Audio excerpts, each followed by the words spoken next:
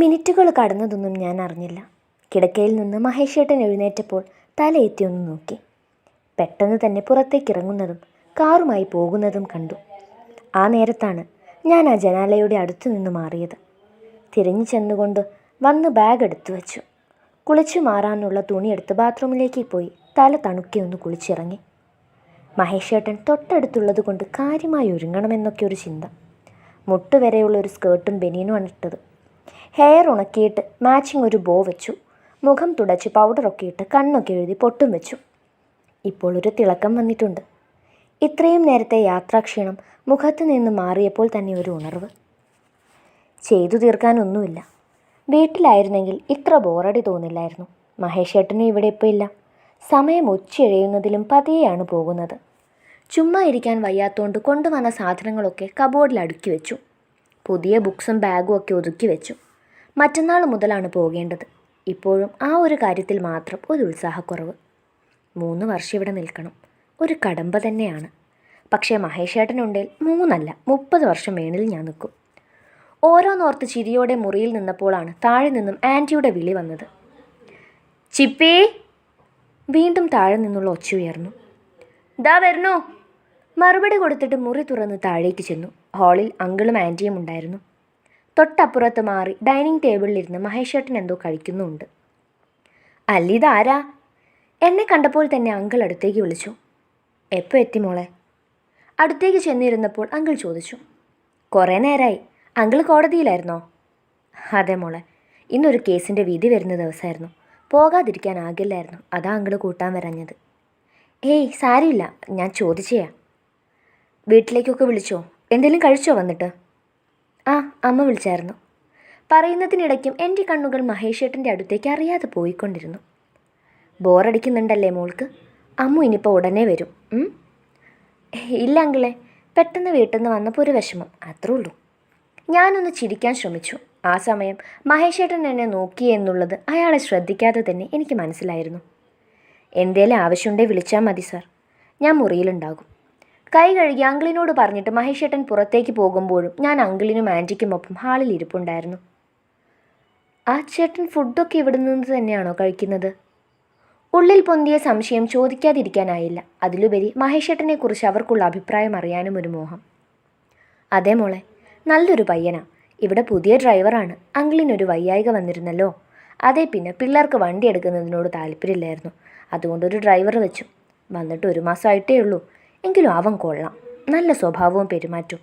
ഇവിടെ out house തന്നെയാണ് താമസമൊക്കെ. അതുകൊണ്ട് ഫുഡൊക്കെ ഇവിടെ നിന്ന് തന്നെ.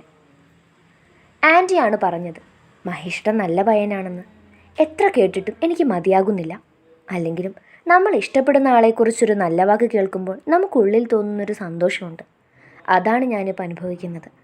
ഇതുപോലൊരു ദിവസം എൻ്റെ അച്ഛനും അമ്മയും പറയും, മഹേഷ് നല്ല പയ്യനാണ്, ചിപ്പിമോളുടെ ഭാഗ്യമെന്ന്. കയ്യിൽ കരുതിയ ഫോണുമായി ഞാൻ ബാൽക്കണിയിലേക്ക് ഇറങ്ങി. ഇവിടെ ഇരുന്ന് താഴെ ഉള്ളതെല്ലാം കാണാം. പ്രത്യേകിച്ച് മഹേഷേട്ടൻ്റെ മുറി. കാറ് വീട്ടിലുണ്ട്, അതുകൊണ്ട് ആളും ഇവിടെ കാണും. അങ്കിള് രാവിലെ തന്നെ പോയി. പിന്നെ ഉണ്ടെന്ന് പറയാൻ ഞാനും ആൻറ്റിയും മഹേഷേട്ടനും മാത്രം. രാവിലെ ബ്രേക്ക്ഫാസ്റ്റ് കഴിക്കാൻ നേരത്തൊന്ന് കണ്ടത് തന്നെ. പിന്നീട് ഇതുവരെ കണ്ടില്ല. അപ്പോഴൊരു ചിരി കിട്ടിയിരുന്നു അവിടെ നിന്നും.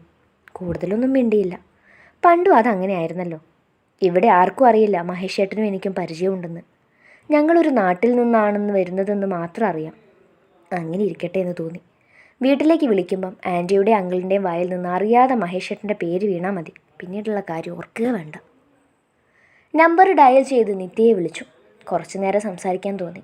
ഒപ്പം ഇവിടുത്തെ കാര്യവും അവളെ അറിയിക്കണം. എവിടെ പോയി കിടക്കുകയായിരുന്നു? എത്ര നേരമായി നിന്നെ വിളിക്കുന്നു? കോൾ എടുത്തപ്പോൾ തന്നെ ഒന്ന് ദേഷിച്ചു. ഹാളിലായിരുന്നടി, ഫോൺ മുറിയിലും. കേട്ടില്ല, അതാ എടുക്കാൻ വൈകിയത്. വേറെന്തുണ്ട്? ഓ, പ്രത്യേകിച്ചൊന്നുമില്ല. നാളെ ഇനി ക്ലാസ്സിൽ പോകണം. കുറച്ച് ദിവസം കൊണ്ട് തന്നെ മടുത്തു പെണ്ണേ. നമ്മുടെ +2 ക്ലാസ് തന്നെയായിരുന്നു നല്ലത്. അല്ല, നീ ഇന്നലെ എപ്പോൾ അങ്ങെത്തി? പെട്ടെന്ന് എന്തോ ഓർത്ത പോലെയായിരുന്നു അവളുടെ ചോദ്യം. ഇന്നലെ അതേക്കുറിച്ച് പറയാനാണ് ഞാൻ വിളിച്ചേ. എന്താടി? മഹേഷേട്ടൻ ഇവിടെ ഉണ്ട്. എന്തോന്ന്? മഹേഷേട്ടനോ? എവിടെ?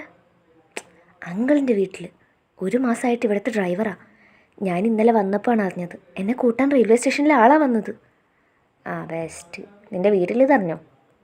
ഇല്ലടി, ആർക്കും അറിയില്ല. ഇവിടെ ഉള്ളവർക്ക് പോലും. മഹേഷ് ഏട്ടൻ്റെ എൻ്റെയും നാടൊരിടത്താണെന്നറിയാം, പക്ഷേ പരിചയമുണ്ടെന്നറിയില്ല. നീ വീണ്ടും പഴയ പ്രേമം പുറത്തെടുത്തോ? ആ ചോദ്യത്തിലൊരു പരിഹാസച്ചുവയുണ്ടായിരുന്നു. ഇല്ല, മഹേഷ് ഏട്ടൻ എന്നോട് മിണ്ടാറൊന്നുമില്ല. ഇന്നലെ കണ്ടപ്പം മാത്രം എന്തോ ചോദിച്ചു. പിന്നീട് കാണുമ്പോഴൊക്കെ ഒന്ന് ചിരിക്കുമെന്നല്ലാതെ മിണ്ടില്ല. അല്ലെങ്കിലും പണ്ടും അയാളൊന്നും മിണ്ടില്ലായിരുന്നല്ലോ. നീ അല്ലേ വെറുതെ പോയി ചൊറിഞ്ഞുകൊണ്ട് നടന്നത്? ഇനി അങ്ങനെയൊന്നും ഉണ്ടാകില്ലടി. അന്ന് എൻ്റെ പൊട്ടത്തരത്തിന് ഞാൻ പുറകെ നടന്ന് പിടിച്ചു വാങ്ങാൻ നോക്കിയതാണ്. ഇപ്പം എനിക്ക് മനസ്സിലായി അങ്ങനെയൊന്നും വാങ്ങിച്ചെടുക്കാൻ പറ്റില്ല എന്ന്. ഓ, ഇത്ര വേഗം വിവരം വെച്ചു എൻ്റെ കൊച്ചിന്? മറുതലയ്ക്കൽ ഒന്ന് കളിയാക്കി ചിരിച്ചപ്പോൾ ഞാനും ഒന്ന് ചിരിച്ചു. ശരിയടി, ഞാൻ വിളിക്കാം. കുറച്ച് പണിയുണ്ട്. നിനക്ക് നാളെയല്ലേ ക്ലാസ്? അതെ. എങ്കിൽ ഞാൻ പിന്നെ വിളിക്കാം. കോള് കട്ട് ചെയ്ത് കുറച്ചു നേരം ബാൽക്കണിയിലിരുന്നു. ഇടയ്ക്ക് ഔട്ട് ഹൗസിൽ നിന്നും പുറത്തേക്ക് ഇറങ്ങിയ മഹേഷ് ഏട്ടനെ കണ്ടപ്പോൾ ഒന്ന് ചിരിച്ചു. തിരികെയും അതുപോലൊരു ചിരി കെട്ടി.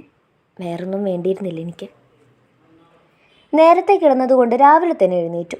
ഇന്ന് മുതലാണ് ക്ലാസ് തുടങ്ങുന്നത്. ഇവിടുന്ന് പോകാൻ കുറച്ചേ ഉള്ളൂ, ഏറിയ 10 മിനിറ്റ്. തനിയെ വേണം പോകാൻ. പുതിയ ഇടത്തേക്കാണ് ചെല്ലുന്നത്.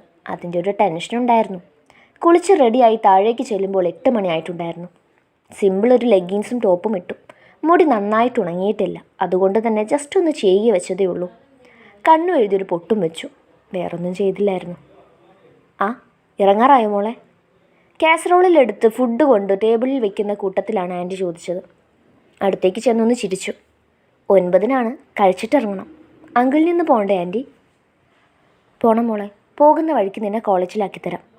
റെഡിയായി മുറിയിൽ നിന്നും വന്നുകൊണ്ട് ഉണ്ണി അങ്കിൾ പറഞ്ഞു. അങ്കിളിൽ നിന്ന് നേരത്തെ പോണോ? ആ, വേറൊരിടത്ത് കയറാനുണ്ട്, എന്നിട്ടേ കോർട്ടിൽ പോകൂ. മോൾ ഔട്ട് ഹൗസിൽ ചെന്ന് മഹേഷിനെ കൂടി കഴിക്കാൻ വിളിച്ചിട്ട് വാ. മനസ്സിൽ ലഡ്ഡു 1-2 ഒന്നിച്ച് പൊട്ടി. രാവിലെ ഒരു ട്രിപ്പ് ജനൽ വഴി ഒന്ന് എത്തിക്കുത്തി നോക്കിയിരുന്നു മഹേഷ് ഏട്ടനെ. കാണാത്തത് കൊണ്ടാണ് പിന്നെ താഴേക്ക് വന്നത്. ഇപ്പം അങ്കിളായിട്ട് തന്നെ ഒരു അവസരം ഉണ്ടാക്കി തന്നു. ഫ്രണ്ട് ഡോറ് അടച്ചിട്ടിരിക്കുകയായിരുന്നു. കോളിംഗ് ബെൽ അമർത്തി ഞാൻ പുറത്ത് തന്നെ ഇരുന്നു. പെട്ടെന്ന് തന്നെ മുറി തുറന്നിരുന്നു. ആദ്യം കണ്ടപ്പോൾ ഒന്ന് ഞെട്ടിയെന്ന് എനിക്ക് തോന്നി. പിന്നെ ഒന്ന് ചിരിച്ചു. കഴിക്കാൻ വരാൻ പറഞ്ഞു. ആ മുഖത്തേക്ക് നോക്കി എങ്ങനെയോ പറഞ്ഞൊപ്പിച്ചു. തലയാട്ടി സമ്മതം തന്നപ്പോഴാണ് ഞാൻ തിരിഞ്ഞു നടന്നത്. എനിക്കെന്ത് പറ്റിയെന്ന് മനസ്സിലാകുന്നില്ല. മുൻപ് വായിൽ തോന്നിയതൊക്കെ വാരി വിളിച്ചു പറയുമ്പോൾ പോലും ഇത്രയും ടെൻഷനില്ലായിരുന്നു. ഇപ്പോൾ ഒരു വാക്ക് പോലും പുറത്തേക്ക് വരുന്നില്ല. കഴിക്കാൻ ഒന്നിച്ചാണിരുന്നത്, അങ്കിളും ഞാനും മഹേഷ് ഏട്ടനും. അവർ രണ്ടും പരസ്പരം എന്തോ സംസാരിക്കുന്നുണ്ടായിരുന്നു. ഞാനതിന് കാതോർത്ത് കഴിക്കുന്നതിൽ ശ്രദ്ധിച്ചു. അങ്കിൾ കോളേജിന് മുന്നിൽ ഇറക്കാമെന്ന് പറഞ്ഞിരുന്നു. അതുകൊണ്ട് അവർക്കൊപ്പം കാറിലാണ് പോയത്. ഞാൻ പുറകിൽ തന്നെ ഇരുന്നു. ഇടയ്ക്കിടെ ഗ്ലാസ്സിൽ കൂടി മഹേഷ് ഏട്ടനെ നോക്കുന്നുണ്ടായിരുന്നു. ആ ഒരു കാര്യം എനിക്ക് മടുപ്പില്ലാത്തതാണല്ലോ. ശരി മോളെ, വൈകുന്നേരം ഇറങ്ങുമ്പോൾ പറയും, വണ്ടി അയക്കാം. കോളേജിന് മുന്നിൽ കാർ നിർത്തിയപ്പോൾ പുറകിലേക്ക് തിരിഞ്ഞു നോക്കിക്കൊണ്ട് അങ്കിൾ പറഞ്ഞു. എൻ്റെ നോട്ടം ആദ്യം പോയത് മഹേഷ് ഏട്ടനിലേക്കാണ്. ആ കണ്ണുകൾ ആ നേരം എന്നിലേക്ക് വീണിരുന്നു. പെട്ടെന്ന് മുഖം വെട്ടിച്ച് മാറ്റുകയും ചെയ്തിരുന്നു. അത് വേണ്ട അങ്കിൾ, ഞാൻ തിരികെ ബസ്സിനോ നടന്നോ വന്നോളാം. കുറച്ച് ദൂരമല്ലേ ഉള്ളൂ. ഡോറ് തുറന്ന് പുറത്തേക്കിറങ്ങി ഞാൻ കൈ വീശിയപ്പോഴേക്കും വണ്ടി മുന്നോട്ട് നീങ്ങിയിരുന്നു. ക്ലാസ്സിലേക്ക് കയറി ചെന്നപ്പോൾ ഉണ്ടായിരുന്ന പേടിയും ടെൻഷനും ഒക്കെ 2-ാമത്തെ അവറിൽ മാറിക്കിട്ടി. എല്ലാവരും പെട്ടെന്ന് കൂട്ടായി. 3rd ബെഞ്ചിലേക്കാണ് സ്ഥാനം കിട്ടിയത്. ജെനിഫർ, ഗീതു, നന്ദന എന്നീ 3 കൂട്ടുകാരെയും കിട്ടി. അവരാണ് ബെഞ്ച് മേറ്റ്സ്. 3 അരക്കിറുക്കാണ്. അവർക്കിടയിലേക്ക് ഞാൻ പുതുതാണെന്ന് തോന്നിയതേയില്ല. വൈകുന്നേരം ഒരുമിച്ചാണ് ഇറങ്ങിയത്. അവരുടെ ഹോസ്റ്റൽ കോളേജിൽ നിന്നും കുറച്ച് ദൂരമുണ്ട്. അതുകൊണ്ട് തന്നെ അവർക്കൊപ്പം നടന്നാണ് വന്നത്. വീട്ടിലേക്ക് എത്തുമ്പോൾ കാറില്ലായിരുന്നു. അതുകൊണ്ട് തന്നെ മഹേഷ് ഏട്ടൻ കാണില്ല എന്ന് ഉറപ്പിച്ചു. എങ്കിലും കണ്ണിടയ്ക്ക് ഔട്ട് ഹൗസിലേക്ക് പാളിപ്പോകുന്നുണ്ടായിരുന്നു. രാത്രി 1 മണിയോടടുത്തപ്പോഴാണ് കോളിംഗ് ബെല്ലിൻ്റെ ശബ്ദം കേട്ടത്. ഞാനും ആൻറ്റിയും ആ നേരം വരെ ഉണർന്നിട്ടില്ലായിരുന്നു. അങ്കിളും മഹേഷ് ഏട്ടനും കൂടി എയർപോർട്ടിൽ പോയിരിക്കുകയായിരുന്നു അമ്മൂനെ കൂട്ടാൻ. അവർ വന്നിട്ട് കിടക്കാമെന്നോർത്ത് കാത്തിരിക്കുകയായിരുന്നു. ശബ്ദം കേട്ടപ്പോൾ തന്നെ ആൻറ്റി പോയി ഉമ്മറവാതിൽ തുറന്നു. അമ്മൂനും അങ്കിളിനൊപ്പം പെട്ടെന്ന് മഹേഷ് ഏട്ടനെ കണ്ടപ്പം ശരിക്കും ഞാൻ അയ്യടാ എന്നായിപ്പോയി. സ്വയം ഒന്ന് ഇട്ടിരുന്ന ഡ്രസ്സിലേക്ക് നോക്കി. ബ്ലാക്ക് ഒരു ടീഷർട്ടും കൂടെ ഒരു ഷോർട്ട്സും. മഹേഷ് ഏട്ടൻ എന്നെ ആകെ ഒന്ന് സൂക്ഷിച്ചു നോക്കിക്കൊണ്ട് മുഖം വെട്ടിച്ചു മാറ്റി. ഞാൻ കതകിനടുത്തേക്ക് നീങ്ങി നിന്നു. ചിപ്പി! അമ്മ ഓടി വന്ന് കെട്ടിപ്പിടിച്ചു. തിരികെ ഞാനും പുണർന്നു. അപ്പോഴും കണ്ണുകൾ പുറകിൽ നിൽക്കുന്ന ആളിലേക്ക് പോയിക്കൊണ്ടിരുന്നു. രണ്ടും പോയി കിടക്കാൻ നോക്ക്, വിശേഷമൊക്കെ പിന്നീടാകാം. ചിപ്പിമോൾക്ക് നാളെ ക്ലാസ്സിൽ പോകണ്ടേ? ആൻറ്റി ഞങ്ങളെ ഒന്ന് സൂക്ഷിച്ച് നോക്കിക്കൊണ്ട് മുറിയിലേക്ക് നടന്നു. മഹേഷ് ഏട്ടനെ ഒരിക്കൽ കൂടി തിരിഞ്ഞു നോക്കി കണ്ണുകൊണ്ട് ഞാൻ യാത്ര ചോദിച്ചു. ആ മിഴികളും ഒന്ന് ചിമ്മിയതുപോലെ തോന്നി. എടി, ആ ഡ്രൈവർ ചേട്ടൻ എന്ത് ലുക്കാ. കിടക്കയിലേക്ക് ചാഞ്ഞപ്പോൾ തന്നെ അമ്മു എന്നെ നോക്കി ആദ്യം ചോദിച്ച കാര്യം. അവളെ ഒന്ന് സൂക്ഷിച്ചു നോക്കി. എനിക്ക് കണ്ടപ്പോൾ തന്നെ ഒരു ക്രഷ് അടിച്ചു. കാറിൽ വെച്ച് ഇടയ്ക്ക് നോക്കി ചിരിച്ചായിരുന്നു. കൂടുതലൊന്നും മിണ്ടാൻ പറ്റിയില്ല. നീ എന്തിനാ മഹേഷ് ഏട്ടനോട് മിണ്ടുന്നേ? എൻ്റെ ഉള്ളിൽ എവിടെ നിന്നോ ആ നേരം ഒരു കുശുമ്പ് തലപൊക്കി. സ്വാർത്ഥത പമ്മിച്ചിരിച്ചു. മഹേഷ് ഏട്ടനോ? ആ, അത് പുള്ളി എൻ്റെ നാട്ടിലുള്ളതാ. ഇടയ്ക്ക് ഞാൻ കണ്ടിട്ടുണ്ട്. ഓ അങ്ങനെ. എന്തായാലും ഇനിയിപ്പോൾ എവിടെ ഉണ്ടല്ലോ, ആളെ ഒന്ന് ട്യൂൺ ചെയ്യണം. നീ കിടക്കാൻ നോക്ക്, എനിക്ക് നല്ല ഉറക്കം വരുന്നുണ്ട്. രാവിലെ ക്ലാസ് ഉണ്ട്. പറയുന്നതിനോടൊപ്പം ഞാൻ തല വഴി പുതപ്പ് മൂടി തിരിഞ്ഞു കിടന്നു. കുറച്ചു നേരം അനക്കൊന്നും കേട്ടില്ല. പിന്നീട് ബാത്റൂമിൽ വെള്ളം വീഴുന്ന ശബ്ദം കേട്ടു. നാശം, അവിടെ എങ്ങാനും നിന്നാൽ മതിയായിരുന്നു. ഇങ്ങോട്ട് കെട്ടിയെടുത്തത് എനിക്ക് വിനയായി. ട്യൂൺ ചെയ്യാൻ നീ ഇങ്ങോട്ട് വാ, കാണിച്ചു തരാം ഞാൻ. മഹേഷൻ എൻ്റെയാ, എൻ്റെ മാത്രം.